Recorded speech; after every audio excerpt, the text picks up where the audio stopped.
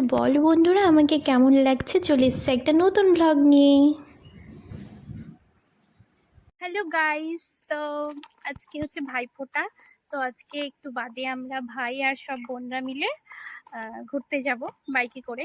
তো তোমার সাথে থাকো। আর এই যে আমাদের পুচকি তুতুন। তো আমি এই দেখো, এটা হচ্ছে আমার লুক। আর এইটা হচ্ছে বন্ধুরা এখন আসেনি, ওরা আসবে। তো তোমরা তখন সাথে থাকো, রাস্তায় গিয়ে কথা হচ্ছে। টাটা।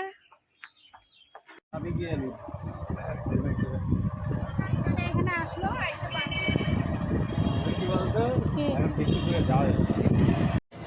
তো আমরা কালিয়াগঞ্জ ভাবছিলাম ঘুরতে যাব ঠাকুর দেখতে, সব ভাই বোনেরা মিলে।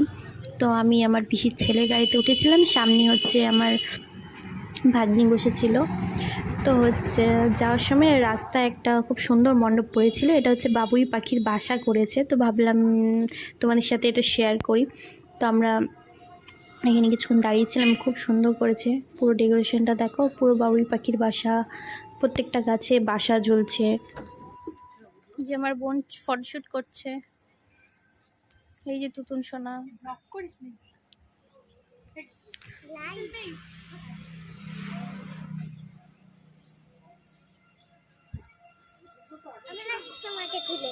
আচ্ছা, আমি তোমাকে তুলে দিচ্ছি। দেখো গাছের মধ্যে বাসাগুলো, আমি কাছ থেকে দেখানোর চেষ্টা করছি তোমাদেরকে, ভালো করে দেখো।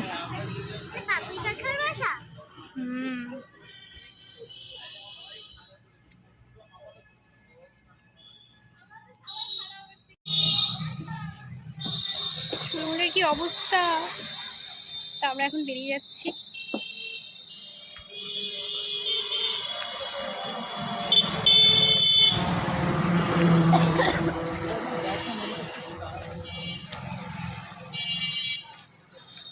ঘুরে আসতে কত ভালো। अरे सेल्फी ना तो जाना है एक बार से भाई हम तो आना ही ना है আর ভিডিও করছি। अच्छा अच्छा ওই জায়গাটা খুব ভালো লাগছে।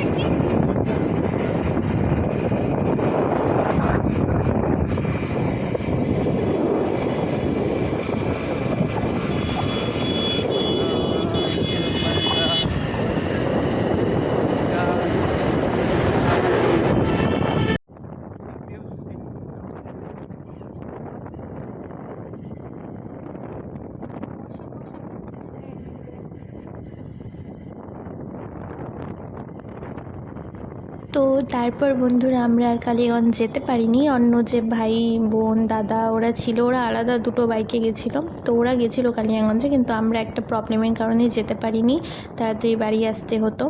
তো আমরা হচ্ছে ভেতর দিয়ে বাড়ি আসছিলাম। তো ভাবলাম তো একটু ভিডিও করে নিই যে আশপাশের ধান ক্ষেতগুলো। আর দেখো দূরে দেখতে পাচ্ছ কি না, হালকা কুয়াশাও পড়ছিল আর ঠান্ডা ঠান্ডাও লাগছিল, যেহেতু আমাদের সাথে আমাদের ভাগ্নি ছিল, ঠান্ডা লাগছিল। তো ভাবলাম দেরি করবো না, তাড়াতাড়ি বাড়ি চলে আসি। দেখো চুলমুলের কি অবস্থা, সবে আসলাম।